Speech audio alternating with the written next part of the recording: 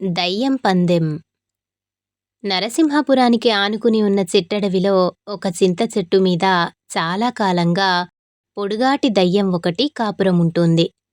ఒకరోజు ఆ చెట్టు మీదకే ఎక్కడి నుంచో ఒక పొట్టి దయ్యం వచ్చి చేరింది. పొడుగు దయ్యం పొట్టి దయ్యాన్ని చూసి సంబరపడిపోతూ, ఇన్నాళ్ళు ఒక్కదానికి ఊసిపోక పొద్దు గడవటమే కష్టంగా ఉంది. ఇకనుంచి ఇద్దరం కబుర్లు చెప్పుకుంటూ సంవత్సరాలే దొర్లించేయవచ్చు అంటూ ఆహ్వానించింది. అలా 4 రోజులు గడిచేసరికి పొట్టి దెయ్యానికి అడవిలో ఏకాంతవాసం విసుగు పుట్టి పొడుగు దెయ్యంతో, అన్నా, ఇలా ఒంటి పిల్లిలాగా బతకటం కన్నా పట్నం పోయి మనుషులు మసిలే ఏ కొంపను పట్టుకుంటే బాగుంటుందేమో అన్నది. పొడుగు దెయ్యం పొట్టి దెయ్యాన్ని ఒక్కసారి ఎగాదిగా చూసి, నువ్వు చచ్చి దెయ్యమై ఏడాది కూడా కానట్టుంది. అందుకే మనుషులంటే ఇంకా భ్రమపోలేదు.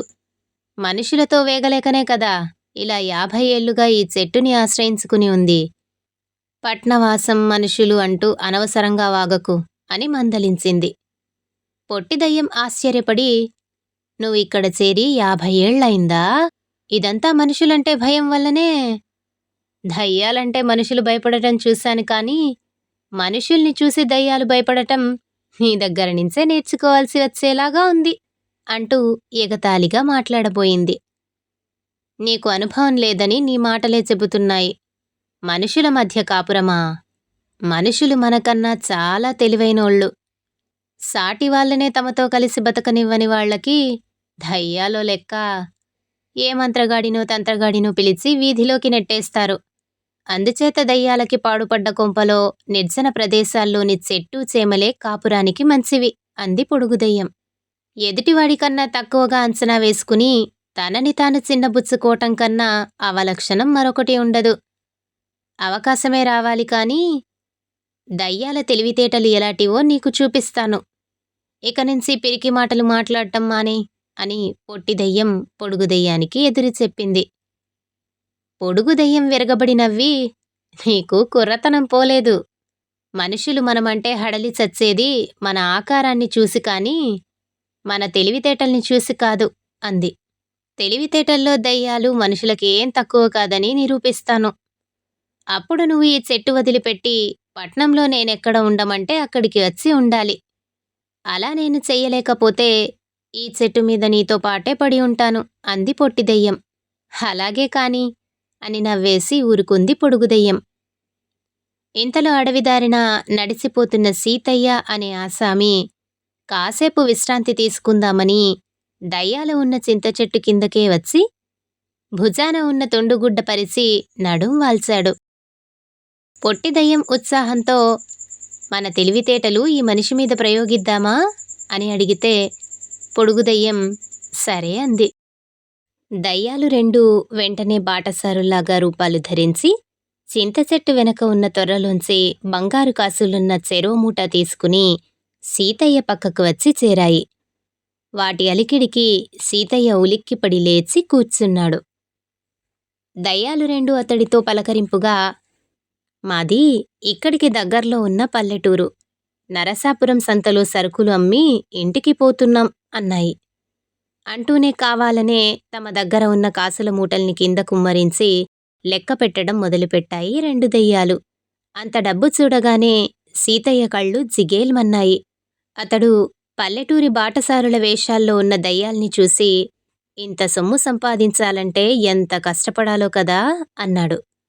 పొట్టి దయ్యం అదే అదనుగా, తెలివితేటలు ఉంటే నిమిషంలో సంపాదించవచ్చు అన్నది.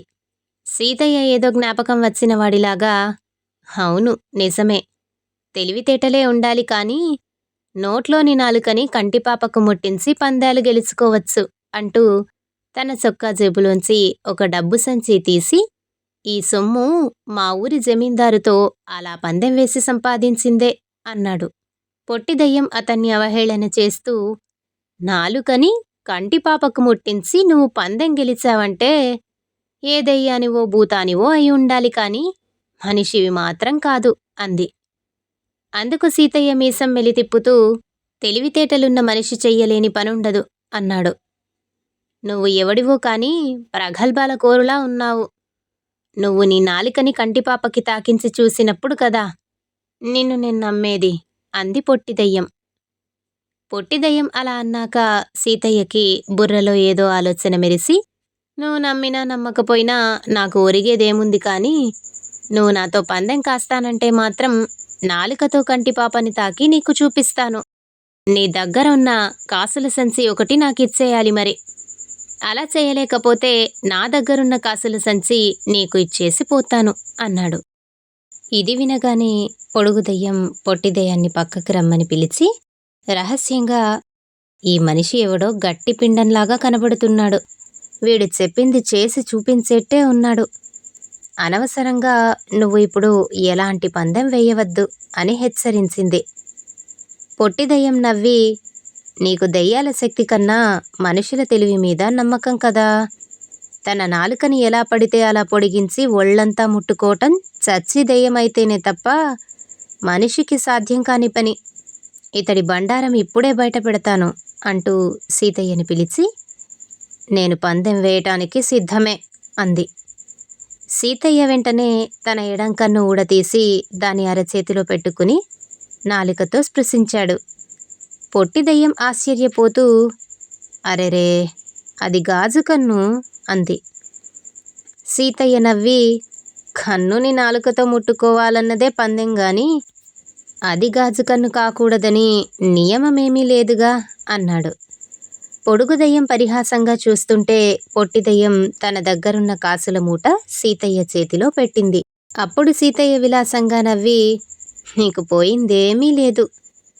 పందానికి పై పందెం కాచి కావాలనుకుంటే ఇప్పుడు నా దగ్గర ఉన్న ఈ 2 కాసుల మూటల్ని ఒకేసారి గెలుచుకోవచ్చు. నీ స్నేహితుడి దగ్గర ఇంకో కాసుల మూట ఉంది కదా, దానితో నీ అదృష్టం పరీక్షించుకోవటం నీ ధైర్యం మీద ఆధారపడి ఉంది అన్నాడు. పొట్టి దెయ్యం ఆత్రంగా, వెంటనే చెప్పు, ఆ పైన నేను ఏ సంగతి చెబుతాను. ఏమిటా పైపందెం అంది. నా కుడి కన్నుని నా ముందు పళ్లతో ముట్టుకుని చూపిస్తాను. నమ్మకం లేదా అని సీతయ్య అడిగితే పొట్టి దెయ్యం ఒక్కసారి ఆలోచించి, అది ఎలా, అసాధ్యం అంది. అయితే పందెం కట్టడానికి సిద్ధమేనన్నమాట అని సీతయ్య అంటూ ఉంటే పొడుగు దెయ్యం పొట్టి దెయ్యాన్ని మళ్ళీ పక్కకు పిలిచి, ఈ మనిషి మోసాన్ని ఒకసారి చవి చూశాక కూడా మళ్ళీ పందెం కట్టడానికి తయారవుతున్నావా? నీ తెలివి తక్కువకి నవ్వొస్తోంది అంది. అందుకు పొట్టి దెయ్యం, ఈ మనిషికి ఒక కన్ను గాజు అయినంత మాత్రాన ఆశ్చర్యపడనక్కర్లేదు. రెండో కన్ను కూడా గాజుదేమోనని మనం అనుమానిస్తే బయటపడేది మన వెర్రితనమే. పోగొట్టుకున్న కాసుల మూటని తిరిగి గెలుచుకోవటానికి ఇంతకంటే మంచి అవకాశం రాదు అంటూ సీతయ్యని పిలిచి, ఆ చేస్తానన్నదేదో త్వరగా చేసి చూపించు అని అడిగింది. సీతయ్య వెంటనే తన కట్టుడు పళ్ళు పైకి తీసి చేత్తో పట్టుకుని పొట్టి దయ్యానికి చూపిస్తూ ముందు పంటి వరుస తీసి కుడి కన్నుకి తాకించి, చూసావా, తెలివితేటలు ఉంటే ఒక కాసుల మూటతో మరి 2 కాసుల మూటల్ని ఎలా గెలుచుకోవచ్చునో అని పక్కపక్క నవ్వసాగాడు. పొట్టి దయ్యం పొడుగు దయ్యం దగ్గరికి వెళ్ళి పశ్చాత్తాపంగా, చింత చెట్టు తొర్రలో ఎంతకాలం నుంచో పడున్న కాసుల మూటల్ని ఈ మాయదారి మనిషి పాలు చేశాం అంది. దానికి పొడుగు దయ్యం నవ్వి, ఇప్పటికీ మించిపోయిందేమీ లేదు. మనుషుల ముందు దయ్యాల తెలివి అంతంత మాత్రమేనని, వాళ్ల జోలికి పోవటం కన్నా తెలివి తక్కువ మరొకటి ఉండదని నువ్వు ఒప్పుకుంటే ఈ బంగారం అంతా వెనక్కి వచ్చే మార్గం చెబుతాను అంది. పొట్టి దయ్యం ఆశ్చర్యపోతూ ఉంటే పొడుగు దయ్యం పెద్దగా నవ్వి, నీకు ముందే చెప్పాను కదా, మనుషులు జడుసుకునేది మన ఆకారాలకి కానీ తెలివితేటలకి మాత్రం కాదని. త్వరగా పద, మన అసలు రూపాలతో అతడి ముందుకు ఉరుకుదాం అంది. వెంటనే ఆ 2 దెయ్యాలు భయంకరమైన దయ్యాల రూపాల్ని పొంది సీతయ్య వైపు వేగంగా నడిచాయి. 3 సంచుల్లోని కాసులు కింద పోసి సంతోషంగా లెక్కపెడుతున్న సీతయ్య ఎదురుగ్గా నిలబడ్డ 2 దెయ్యాలని చూసి అదిరిపడి ఆ బంగారమంతా అక్కడే వదిలిపెట్టి కాలికి బుద్ధి చెప్పాడు. పొట్టి దెయ్యం, అన్నా, మనుషుల వ్యవహారంలో జోక్యం కలిగించుకోవటం కన్నా నీలాగా ఈ చెట్టుని పట్టుకుని కాలక్షేపం చేయటంలోనే సుఖం ఉండేటట్లు కనపడుతుంది అంటూ పొడుగు దెయ్యాన్ని అభినందించింది. దయ్యాలు రెండు చెట్టెక్కేసి కబుర్లలో పడ్డాయి. ఆ తర్వాత ఎన్ని నాళ్ళు ఏళ్ళు గడిచిపోయాయో వాటికి తెలియనే లేదు. కథ సంపూర్ణం. పాడుపడిన పూరి గుడిసె. అనంగరాజ్యాన్ని పూర్వం ఒకప్పుడు చక్రధర మహారాజు ఏలుతూ ఉండేవాడు. ఆయన నివసించే రాజభవనం 7 తరాల కిందట నిర్మించింది. పూర్వులు ఆ భవనాన్ని ఏనాడు నిర్మించారో అంతే, మళ్ళీ అది మరమ్మత్తు అనే మాటే ఎరుగదు. రాను రాను ఆ రాజభవనం శిథిలమైపోయి కంటితో చూడటానికే అసహ్యం వేసే దుస్థితికి వచ్చింది. ఇంతకాలమైన తర్వాత ఇప్పుడు మరమ్మత్తు మాట తలపెట్టినట్టయితే అది అయ్యే పని కాదని చక్రధర మహారాజు ఉపేక్ష చేసి ఊరుకున్నాడు. కాని చూడగా చూడగా చక్రధరునికి ఈ సమస్య వెగటు పుట్టించింది. ఇక ఒక్క నిమిషమైనా ఆ భవనంలో నిలవటం రోత అనిపించింది. పైగా ఎక్కడైనా మనసుకు ఆహ్లాదకరమైన స్థలం చూసుకుని నివాసం ఏర్పరచుకోవాలని బుద్ధి పుట్టింది. ఈ సంకల్పం కలిగిన వెంటనే చక్రధర మహారాజు క్షణమైనా ఆ భవనంలో నిలవలేదు. పరివారాన్ని తీసుకుని బయలుదేరాడు. పోయి ఒక నదీ తీరం చేరుకున్నాడు. నదీ తీరమందు ఆయన పొందిన ఆనందం మాటలతో చెప్పటానికి అలవి కాదు. ఇక్కడికి రాగానే ఆయన శరీరము మనస్సు కూడా ఒక కొత్త జీవంతో ప్రకాశింపసాగినాయి. ఈ కారణం చేత రాజు నదీ తీరానికి చేరువలోనే ఒక కొత్త భవనం నిర్మించాలని సంకల్పించి ఈ ప్రదేశం ఎవరిదో ఏమిటో కనుక్కోమన్నాడు. అక్కడనే గుబురుగా పెరిగిన చెట్ల సందున ఏదో ఇల్లు కనిపించేసరికి అందరూ కలిసి అక్కడికి పోయి చూశారు. అది ఒక చిన్న కుటీరం. ఆ కుటీరం లోపల 90 ఏళ్ల ముసలిది ఒకర్తి ఉన్నది. తన కుటీరం దగ్గరకు వచ్చిన ఆ జనం రాజు పరివారము అని తెలిసి ఆమె చాలా సంతోషించింది. వారిని తగు మర్యాదలతో ఆదరించి, మీరెందుకు బాబూ ఇలా దయచేశారు అని అడిగింది. అప్పుడు మంత్రి ఆమెతో, అవ్వా, ఇక్కడ మా ప్రభువులకు ఎంతో సుఖంగా ఉన్నదని సెలవిస్తున్నారు. రాజభవనం నిర్మించేటందుకు ఇక్కడ విశాలమైన స్థలం కావాలి. కనుక దారిలో ఉన్న నీ కుటీరాన్ని తీసివేయవలసి ఉన్నది అని చెప్పాడు. అందుకు ముసలిది, అయ్యో నా తండ్రి, రాజావారు భవనం కట్టుకుంటామంటే నే వద్దంటానా? అంతకంటే నాకు మాత్రం కావలసిందేముంది? అయితే ఈ కుటీరం 7 తరాల నాడు మా పూర్వులు కట్టించింది. ఇప్పుడు నా తరం వచ్చేసరికి నేను చితికిపోయి ఉండటం చేత కాని డబ్బు అయినా పెట్టి మరమ్మత్తు అయినా చేయించలేకపోయాను. లేకపోతే పోయింది. నేను మటుకు ఈ పూరిపాక వదిలిపోలేను. ఎప్పటికైనా కాలం కలిసి వస్తే నేయించుకుంటా, లేకుంటే లేదు. కాని ఈ స్థలం మాత్రం వదిలిపోలేను అని చెప్పింది. అప్పుడు మంత్రి మళ్ళీ వృద్ధురాలితో, ముసలి, సరే, నువ్వు చెప్పిన మాట బాగానే ఉంది. కాని పిచ్చి పిచ్చి ఊహలు పెట్టుకుని నేను ఇక్కడి నుంచి కదలను అంటే వీలు కాదు. అలా అనటం కేవలం మూర్ఖత అనిపించుకుంటుంది. ఈ కాస్త స్థలము వదిలేశావంటే రాజావారు వారి రాజ్యంలో నీకు ఎక్కడ కావలిస్తే అక్కడ అంతకు 10 రెట్లు విస్తీర్ణం గల స్థలం ఇస్తారు. లేదా నాకు స్థలం అక్కర్లేదు, డబ్బే కావాలి అంటావా? అలాగే కోరుకో. నీ ఇష్టం వచ్చినంత ధనం ఇప్పుడే ఇప్పించి వేస్తాను అన్నాడు. అందుకు ముసలిది, నాయనా, నీ పెద్ద పెద్ద స్థలాలు నాకు వద్దు. నీ ధనపు రాసులు నాకు పనిలేదు. 1,00,000 రాని పోని ఈ కుటీరంలో నుంచి మటుకు నేను కదలబోయేది లేదు. రాజుగారికి కావాలంటే నా కుటీరం జోలికి రాకుండా ఈ విశాల ప్రదేశంలో ఎక్కడైనా కట్టుకోమను భవనం అని నిర్భయంగా చెప్పేసింది. అప్పుడు పరివారం అందరూ ముసలిదానికేసి కోపంగా చూశారు. మాట్లాడుతున్నది ఎవరితోనో ఒళ్ళు తెలియకుండా ఉందే. దీని బతుకెంత, ఇదెంత, దీని పూరిపాకెంత, లాగిపారేయండి అంటూ మంత్రి మండిపడ్డాడు. అప్పుడు మహారాజు వారందరినీ శాంతపరిచాడు. అవ్వ చెప్పిన మాటలను శ్రద్ధగా ఆలకించి వాటిని సరిగా అర్థం చేసుకున్నది మహారాజు ఒక్కడే. ఆమె చెప్పిన మాటలకు మహారాజు హృదయంలో గొప్ప సంచలనం కలిగింది. అవ్వకు తన జన్మస్థలం మీద ఉండే అభిమానానికి ఆమెకు తన పూర్వీకుల మీద ఉండే భక్తికి ఆయన విస్తుపోయాడు. ఈ మాటలు విన్న తరువాత తను తలపెట్టిన పని ఎంత తప్పిదంగా తోచింది. ప్రాజ్ఞుడను ప్రభువును అయి ఉన్న నాకు ఈ ముసలిదానిపాటి కూడా ఆలోచన లేకపోయిందే అని విచారించాడు. మంత్రిని పరివారాన్ని చేరబిలిచి, ఈ ముసలిది నాకు ఒక గొప్ప పాఠం నేర్పింది. నేను నా ఇల్లు చక్కబెట్టుకుని నా పూర్వీకుల గౌరవం నిలబెట్టాల్సింది. అదే విధి. నా విధిని నేను మరిచాను. అదృష్టవశం చేత మనమిక్కడికి రావడంతో ఈ అవ్వ నా విధిని నాకు జ్ఞాపకం చేసింది. నేనిక నా రాజభవనానికి పోను. ఇక్కడనే ఈ చెట్ల కిందనే ఉంటాను. ఇక్కడనే ఉండి నా రాజభవనం మరమ్మత్తు చేయిస్తాను. నా పూర్వీకులు కట్టిన ఆ భవనాన్ని కలకల్లాడేటట్టు చేస్తే కాని మళ్ళీ అందులో ప్రవేశించను అని తన నిశ్చయం వెల్లడించాడు. రాజు మాటలు పరివారంలో కొందరే గ్రహింపగలిగారు. తక్కినవారు ఆయనను పిచ్చివానిగా తలిచారు. ఆ క్షణం నుంచి రాజు ఆ చెట్ల కిందనే బస ఏర్పాటు చేసుకుని చల్లని పిల్లవాయువులు అనుభవిస్తూ కాలక్షేపం చేయసాగాడు. రాజు ఇక్కడ మకాన్ చేయగానే నగరంలోని ప్రజలంతా ఇక్కడికే వచ్చేశారు. నివాసానికి ఇక్కడనే బాగా ఉన్నదని గ్రహించారు. రాజుతో పాటు అందరూ ఇక్కడ చెట్టు కిందనే చిన్న చిన్న కుటీరాలు వేసుకుని నివాసం ఏర్పరచుకున్నారు.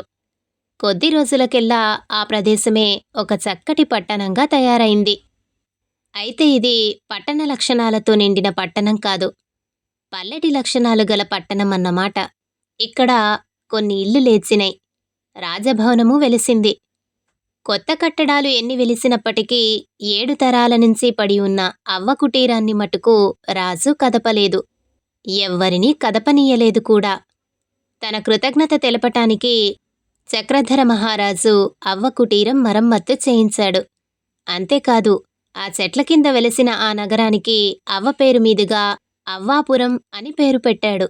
చక్రధర మహారాజు తన తరంలోనే దీక్షపట్టి అనంగరాజ్యంలోని తన పూర్వీకుల రాజభవనం బాగు చేయించాడు. అది కలకల్లాడుతూ ప్రకాశించింది.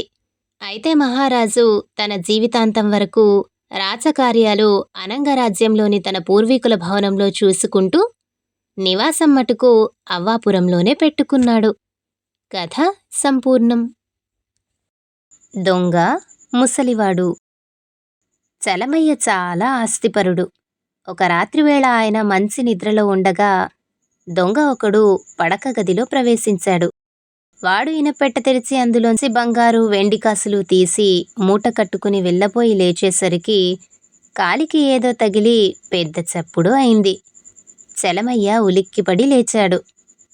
దొంగ ఆయనకు కత్తి చూపిస్తూ, అరిచావో జాగ్రత్త అన్నాడు. చలమయ్యకు భయంతో వెంటనే నోట మాట రాలేదు. దొంగ పారిపోయాడు. అప్పుడు చలమయ్య మంచం దిగి, దొంగ దొంగ దొంగ అంటూ పెద్దగా కేకలు పెట్టాడు. ఆ కేకలకు ఇంట్లో వాళ్లతో పాటు పొరుగిళ్ల వాళ్ళు కూడా లేచారు. ఇలా జరుగుతుందని దొంగకు తెలుసు.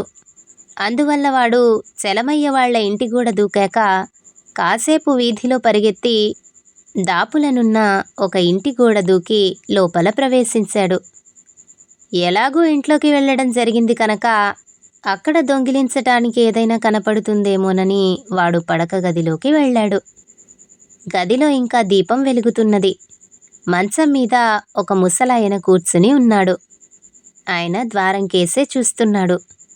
దొంగకు ఒక చేతిలో డబ్బు మూట ఉన్నది. వాడు రెండవ చేత్తో బొడ్లోంచి కత్తి బయటకి లాగాడు. అయినా ముసలాయన అలా ద్వారం కేసే చూస్తున్నాడు. వాడు మరింత దగ్గరకు వచ్చాక అడుగుల చప్పుడవుతున్నది. అబ్బాయేనా అన్నాడు. ముసలాయన గుడ్డివాడని దొంగకు అప్పటికే అర్థమైంది. వాడు కత్తిని వెంటనే బొడ్లో దోపుకుని, కాదండి, మీ అబ్బాయి స్నేహితుణ్ణి అన్నాడు. వాడింకా రాలేదా? అలాగే పానశాలలో పడి ఉన్నాడా అన్నాడు ముసలాయన దిగులుగా. ముసలాయనకు ఒక కొడుకు ఉన్నాడని, వాడు రోజు పానశాలకు పోయి వస్తూ ఉంటాడని దొంగ అనుకున్నాడు.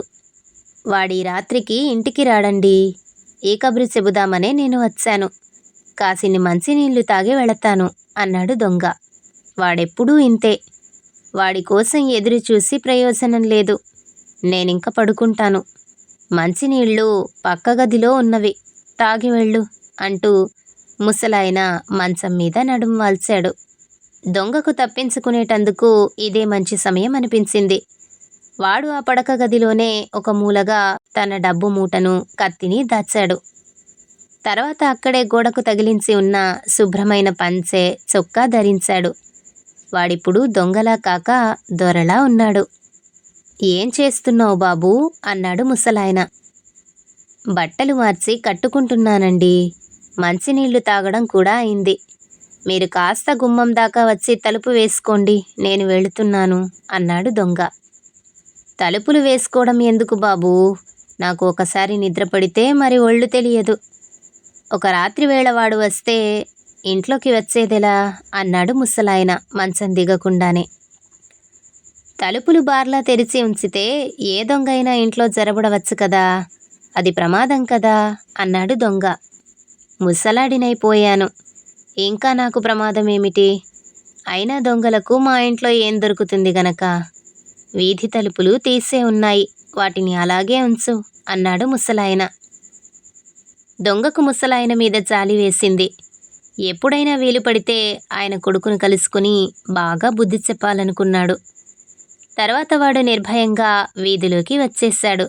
సరిగ్గా ఆ సమయంలోనే దొంగ కోసం వెతుకుతున్న వాళ్లలో కొందరు అటుకేసి వచ్చారు. వాళ్ళు దొంగను చూస్తూనే, వీడెవడో మన ఊరివాడిలా లేడు, ఇప్పుడు ఇక్కడేం చేస్తున్నాడో అడగాలి అనుకుంటూ వాణ్ణి సమీపించాడు. దొంగ వాళ్లతో, నేను ఈ పక్కింటాయన కొడుకు స్నేహితుణ్ణి. ఆయన కొడుకు తండ్రికి ఒక కబురు చెప్పి రమ్మంటే వచ్చాను అన్నాడు.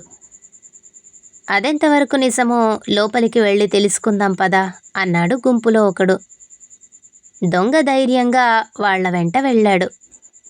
అందరూ ముసలాయన పడక గదిలోకి వెళ్లారు. ఆయన మళ్ళీ మంచం మీద కూర్చుని ద్వారం కేసే చూస్తున్నాడు. ఏమయ్యా, ఈ మనిషి మీ ఇంట్లో నుంచి రావడం చూశాం.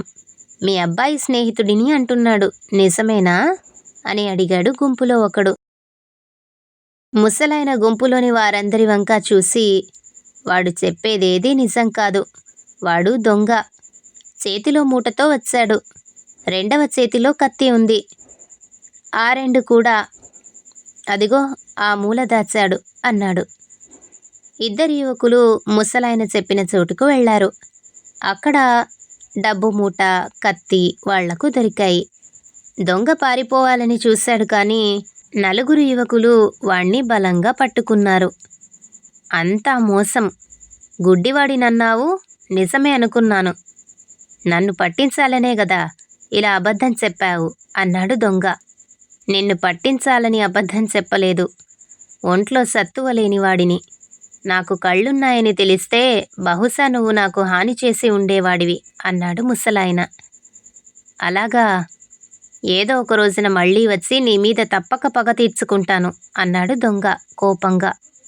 ముసలాయన ఎంతో శాంతంగా, చూడు బాబూ, నువ్వు దొంగవి. నువ్వొక్కడివి నా ఇంట్లోకి వస్తే నేను కళ్ళుండి గుడ్డివాణ్ణయ్యాను. కానీ 10 మంది చేరేసరికి ఒంట్లో శక్తి ఉండి నువ్వు బలహీనుడివయ్యావు. దొంగ బలహీనుణ్ణి గుడ్డివాడిగా చేస్తాడు. సమాజం ముసలివాణ్ణి కూడా శక్తివంతుణ్ణి చేస్తుంది. నువ్వు నా మీద పగ మానుకొని చుట్టూ ఉన్న 10 మందిని నమ్ముకో. అప్పుడు వాళ్ళు తప్పక నీకు మంచి బతుకు మార్గం చూపిస్తారు. వాళ్లను దోచి బతకాలనుకోవడం నీకు మేలు కాదు అన్నాడు. వెంటనే గుంపులో ఒకడు, తాతగారు బాగా చెప్పారు. ఇంతకాలం మన గొడవ కాదులే అని ఊరుకున్నాం. రోజంతా పానశాలలో పడి ఉండే ఈయన కొడుకును మనమంతా కలిసి మంచి దారిలో పెట్టాలి. అది మన బాధ్యత అన్నాడు. ఆ తర్వాత వాళ్ళు నిజంగానే ముసలాయన కొడుకును గట్టిగా మందలించి అతడి దురలవాట్లను మాన్పి ప్రయోజకుణ్ణి చేశారు. కారాగారంలో ఉన్న దొంగకు ఈ సంగతి తెలిసి విడుదల కాగానే తను పాత జీవితాన్ని విడిచిపెట్టి మంచి మార్గాన జీవించాలనుకున్నాడు. కథ సంపూర్ణం.